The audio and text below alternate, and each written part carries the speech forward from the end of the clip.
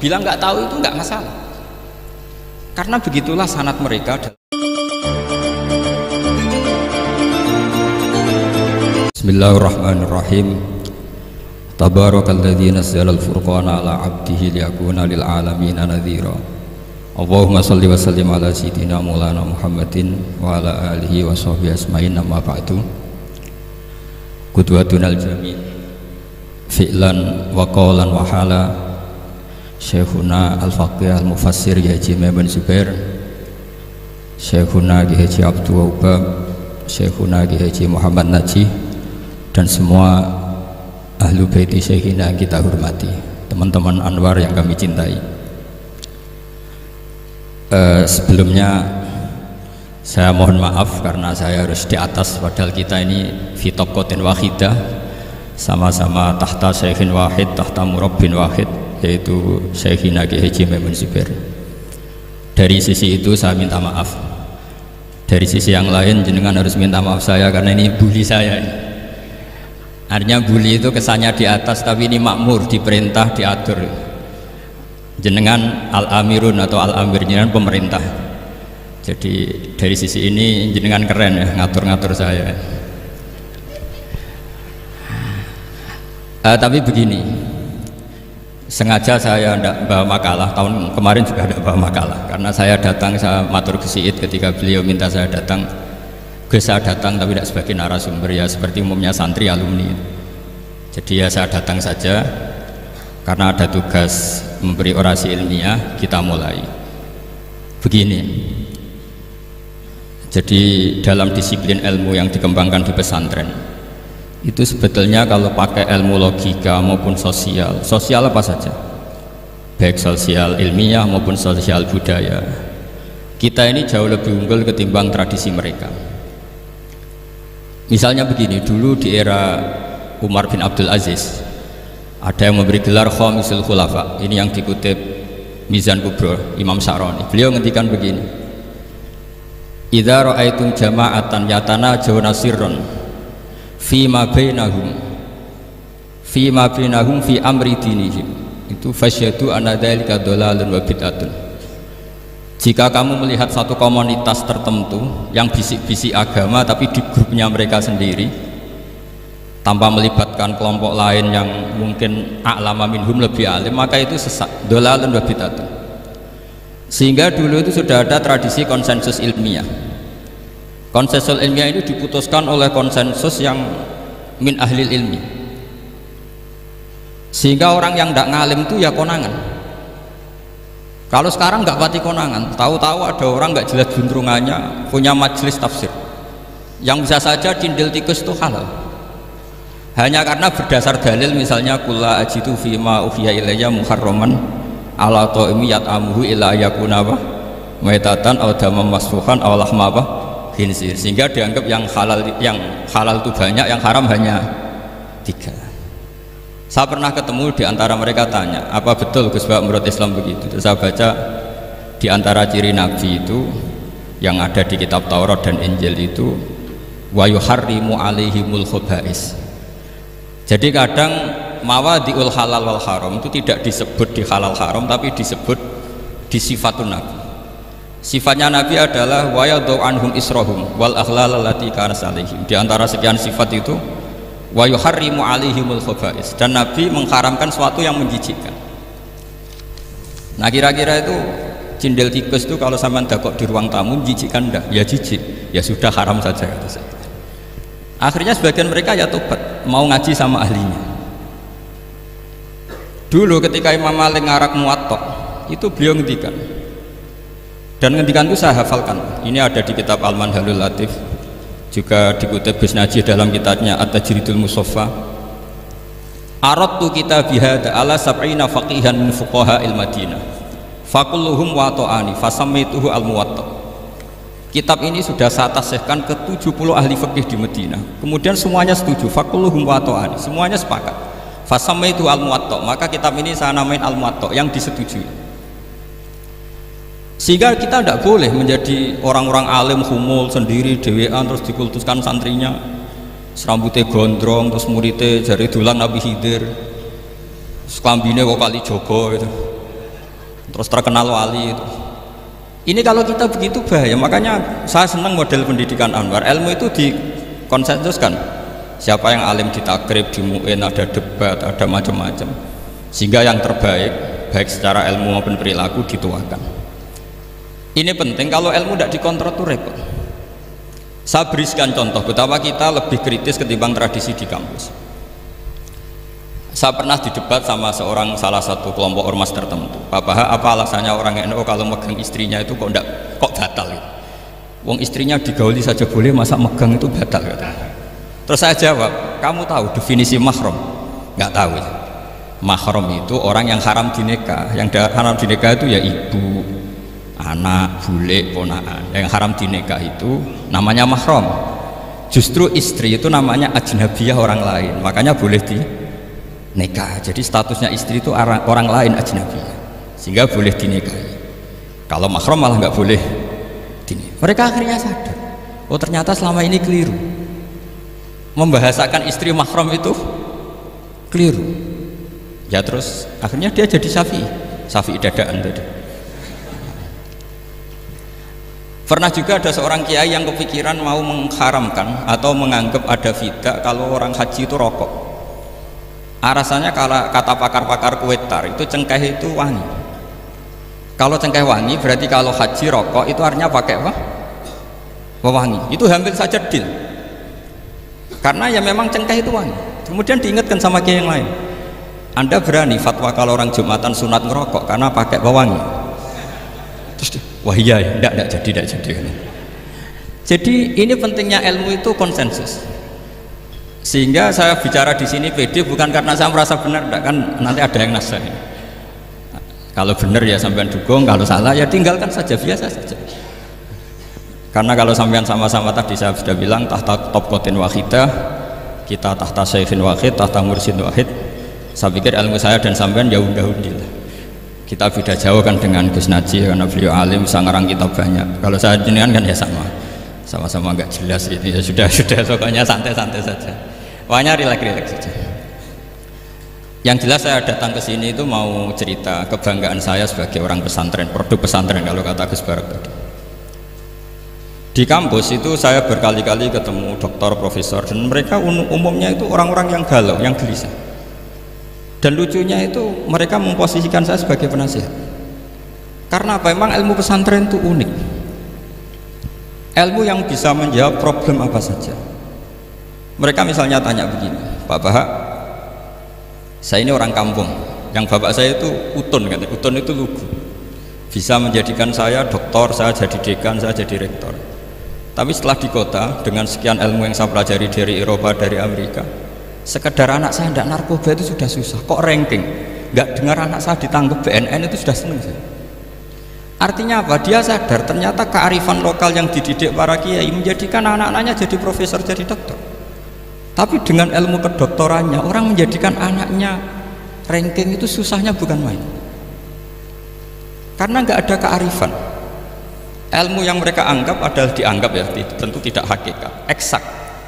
Eksak saja sebetulnya tidak juga subjektivitas mereka.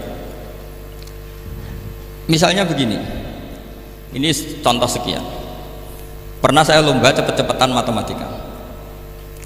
Kalau saya kan pernah dimintai konsultan sebagai badan Basnas Nasional. Mereka kalau ngitung ya zakat tijarah itu 2,5%.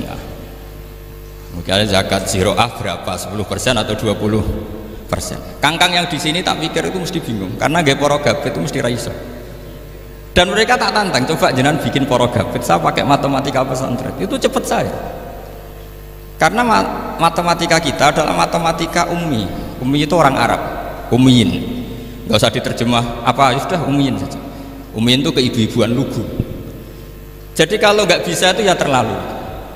Misalnya 2,5%, kalau kita bilang kan rubu'ul usyur.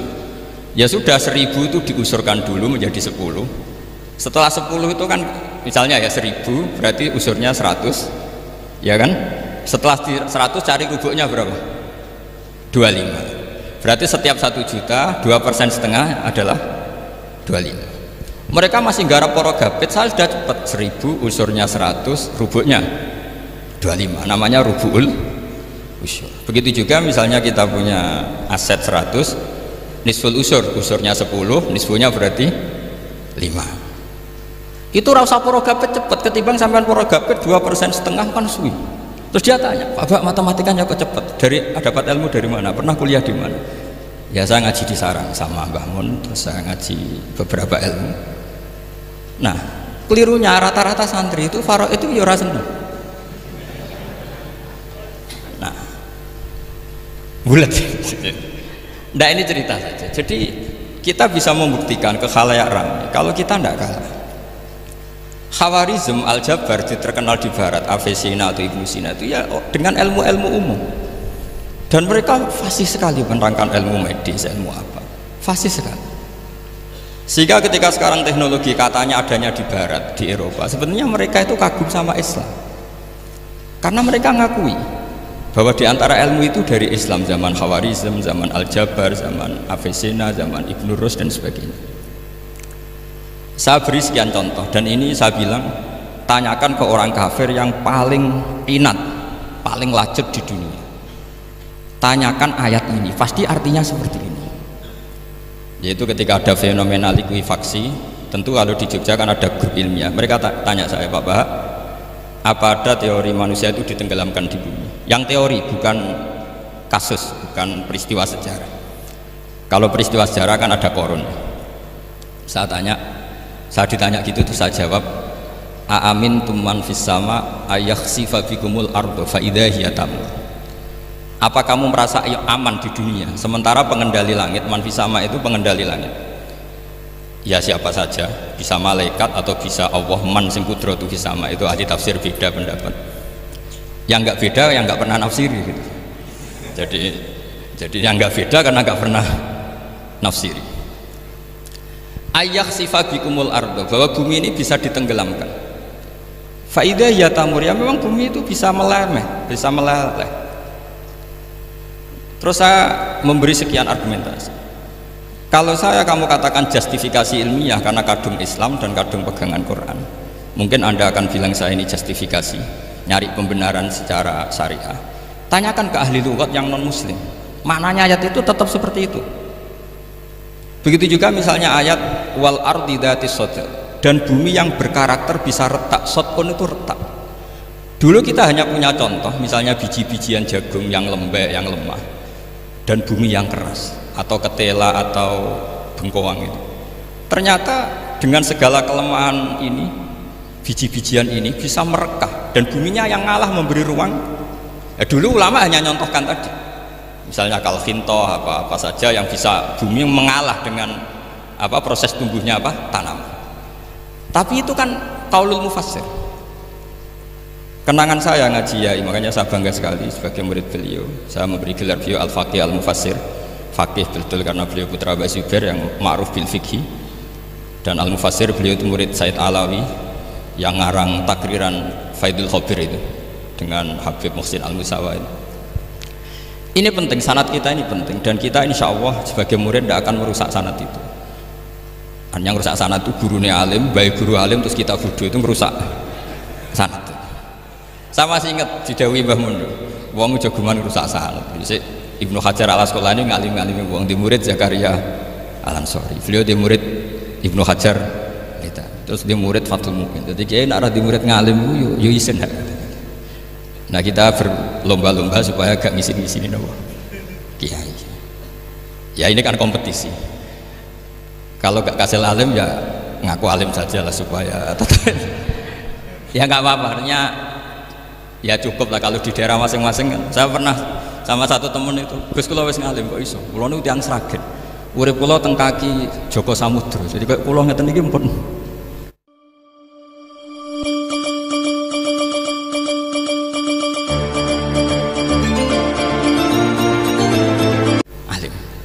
Ketika dia nakal dan pengurus nyurati orang tuanya memberitahu kalau anaknya nakal, dia tenang saja. Tak tanya, kenapa kamu tenang?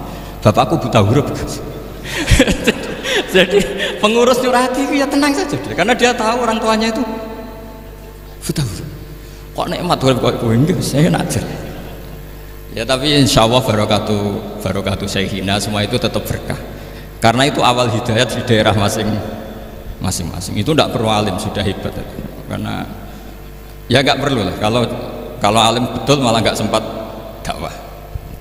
Begini, ini penting saya utarakan. Karena sanad keguruan itu pernah saya cek. Ini cerita, ini tahadus bin Ahmad. Guyonannya ulama meskipun guyonan itu ternyata musalsal. Dulu ya itu mungkin semuanya dengar, sering cerita ada seorang desa gitu yang kambingnya habis mati, kebetulan kambingnya itu jenggotan, kata beliau. Itu ada khotib yang jenggotan tuh nangis. Sempat khotibnya itu GR kalau dia itu ya ta'assar bimau idoti. Ya ta'assar sampai apa? Nangis ya. Ternyata enggak. Dia ingat khotib itu, ingat kambingnya yang mati. Itu cerita Yai dulu dan diulang-ulang. Ternyata saya baca, kalau sama nggak percaya baca di Al-Fawaid Asyatiriyah atau Al-Fawaid Al-Haramiyah, itu karangannya Habib Salim Asyatiri. Beliau dekat sekali dengan Gus Najib, pernah nginep di beliau. Itu di karangan beliau, sampai cek nanti di qauluhu ta'ala lau adzibannahu adzaban syadidan aw la asbahannahu aw la ya'tiyanni bisultanim. Itu kata beliau begini, adzaban syadidan itu orang dihidupkan atau didomisilikan di daerah yang nggak sejenis, itu tersiksa sekali. Terus di situ beliau cerita, dulu itu ada orang alim alamah hamilul Quran itu di penjara karena ketemu orang sejenis, santri-santri yang kebetulan itu ada kios politik itu atau gerakan politik. Itu di penjara itu asik saja. Bahkan banyak alumni penjara itu berhafal Quran. Yang sebelum hafal ada yang bebas, nggak mau bebas karena ingin meneruskan hafalan dengan saking keramatnya tadi orang alim yang hafal Quran. Suatu, nanti kalau nggak percaya nanti dicek, kitab itu sekarang gampang didapatkan. Al-Fawaid apa? Asyatiriyah atau Al-Fawaid Al-Haramiyah itu namanya. Itu ternyata terus penguasa ini ngerti, ini di penjara kok happy-happy saja malah mulang Quran. Di penjara mbek wong bedui sing ra roh wong alim ya ora roh kitab. Ternyata si bedui tadi pertama melihat syekh yang jenggotan tadi, ingatnya sama kambing tadi. Langsung dong, ya Allah saya ingin bebas. Artinya betapa tersiksanya orang dikumpulkan orang yang tidak sejen. Dan guyonan itu ada di Al-Fawaid Asyatiriyah. Betapa ini al-arwah junudun mujannad. Mbah Mun muridnya Sayyid Alawi pernah cerita itu, meskipun dengan analogi kias yang beda. Sayyid Habib Salim Asyatiri itu malah cerita itu ditadwin, dimudawankan, yaitu ditulis di kitab. Itu kan luar biasa. Dan saya punya kitab itu. Kemudian yang sama lagi adalah Yai sering berkeyakinan annal ardo kurawiyah. Meskipun sampean mungkin lihat di video-video nak bumi itu flat, itu orang nggak mau mikir mungkin ya. Annal ardo kurawiyah. Saya percaya beliau karena beliau orang alim dan saya percaya teori falak. Kemudian saya cek di tafsirnya Imam Habib Satiri.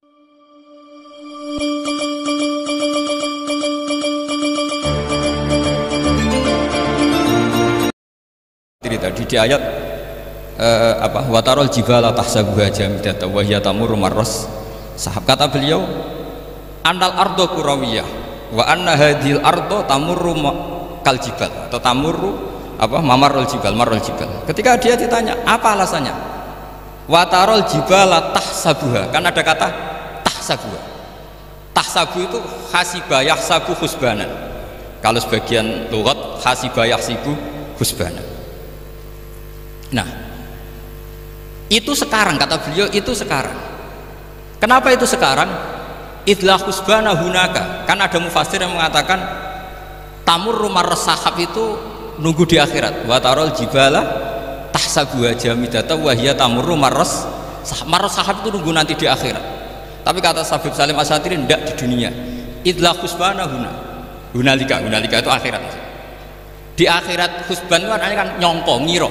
Di akhirat semuanya itu ilmu yakin, ainul yakin. Jadi kalau tahsabuha pasti di dunia, karena adanya husban, dugaan hanya ada di dunia. Lagi-lagi muwafaqah bainahu wa bain Habib Salim Asyatiri. Dan di situ detail sekali. Cara beliau nulis tafsir, pengalaman ngaji sama Sayyid Alawi, tanggalnya.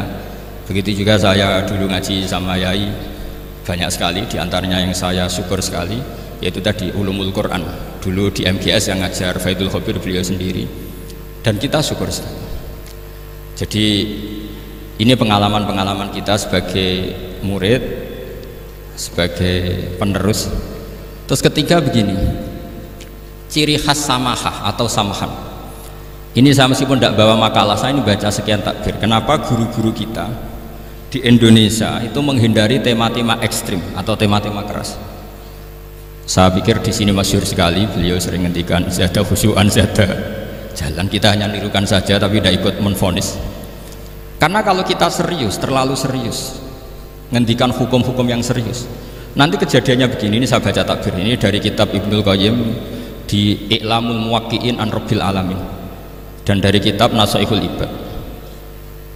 Ketika lisan dihisab sama Allah Ta'ala dan mendapatkan azab yang paling tinggi dibanding jawarih yang lain, itu ketika lisan menanyakan sama Allah, kenapa ya Allah saya punya adab yang begitu ekstrim? Jawabannya Allah, kharajat minka kalimatun balagot masyariqal ardi wa magharibaha fasufikat biha damul haram wa ukhidha biha al-malul haram wa antuhika biha al-farjul haram.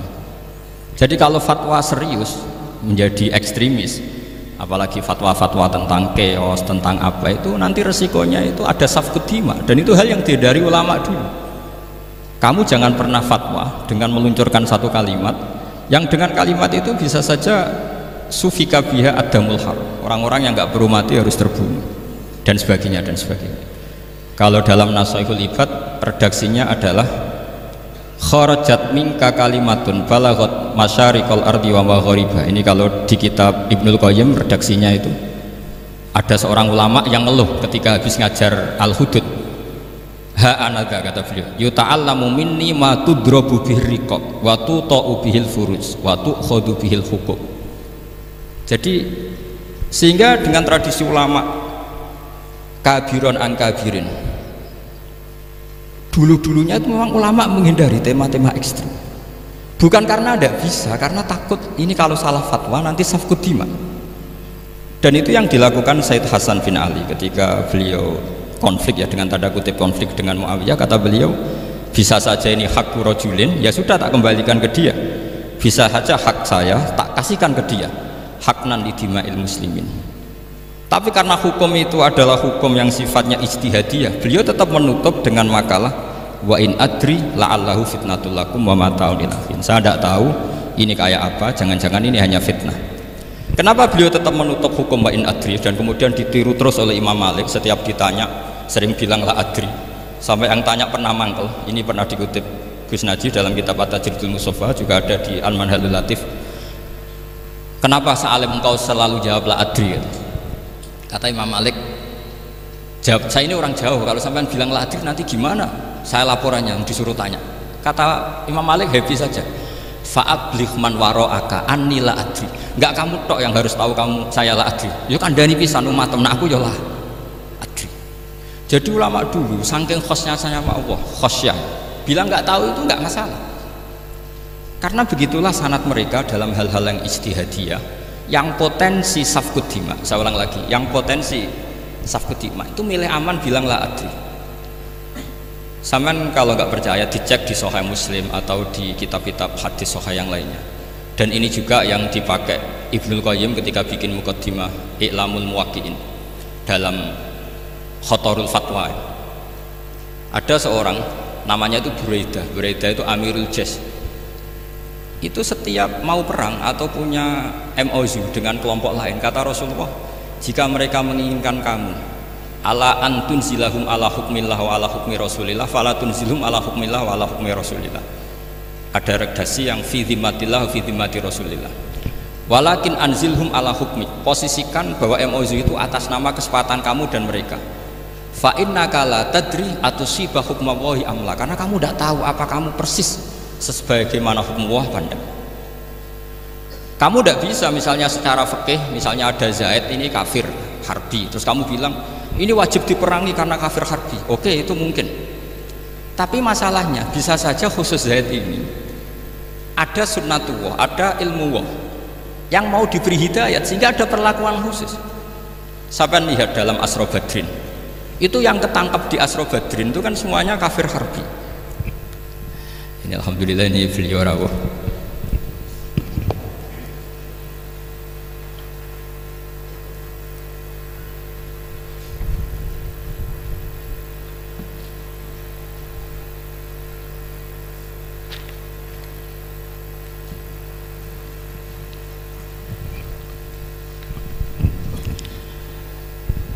terusakan. Itu di Asra Badrin itu kan semuanya yang ketangkep itu adalah orang-orang yang dulu kafir harbi, termasuk mimpinihim ada Said Abbas. Tapi ketika itu jelas-jelas pernah kafir harbi ikut perang Badar. Ini pentingnya muqabalah. Apa Abu Bakar usul dimaafkan, Umar usul darbur riqab. Apa tanggapan Rasulullah SAW ketika masalu kaya Abu Bakrin masalu Ibrahim? Qala faman tabi'ani fa innahu minni wa man asani fa innaka ghafurur rahim. Wa masaluka ya Umar masalah Nuh. Qala rabbil la tadzar alal ardi minal kafirina napa dayar. Dan apa yang dilakukan Rasulullah? Beliau memilih pendapatnya Abu Bakar. Dan apa yang terjadi? Said Abbas dan beberapa sahabat menjadi Islam. Wa hasuna Islam. Artinya gini, jadi betapa dalam menganalisis satu hukum sosial, karena ini manusia, saya ulang lagi, karena ini manusia itu susah sekali. Makanya dalam banyak hal sikap-sikap Rasulullah itu dipandu oleh Allah. Tentu ada ayat laisa laka minal amri syai'un aw yatuba alaihim aw yu'adzibahum. Makanya saya mohon sekali ini para santri, khususnya santri alumni Almar, mohon belajar itu tafsir Munir itu detail. Karena di tafsir Munir itu misalnya ada ayat tertentu yang mengkritik orang kafir tertentu, fitil kalwaqiah gitu. Di situ ada kejelasan fa aslamu wa hasuna islamuhum. Misalnya wasfir nafsaka ma'al ladzina yad'una rabbahum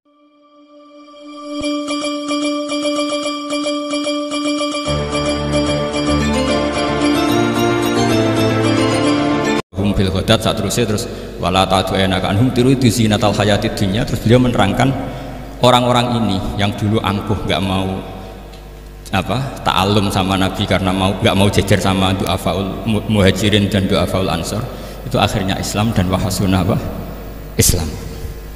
Saya kira demikian. Nanti monggo bareng-bareng istifadah dari Syekhina Najih.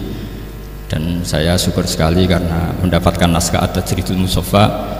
Saya sinau buhot itu banyak di kitab-kitab fikih, tapi saya mengenang dari yang dikutip beliau tentang Imam Malik, tentang buhot in kharaju ala misli Umar bin Abdul Aziz. Terus ketika siapa itu Ibnu Qasim tanya fa illam yakun mislah, kata Imam Malik ya da'hum yantaqimu wa min dzalimin bi dzalimin, summa yantaqimu min kilaihim. Jadi sikap-sikap dari Syekhina, dari para ulama-ulama kita yang sabar ngadepi umarok yang macam-macam, itu adalah sikap dari guru-guru kita musalsal ila Rasulillah sallallahu alaihi wasallam.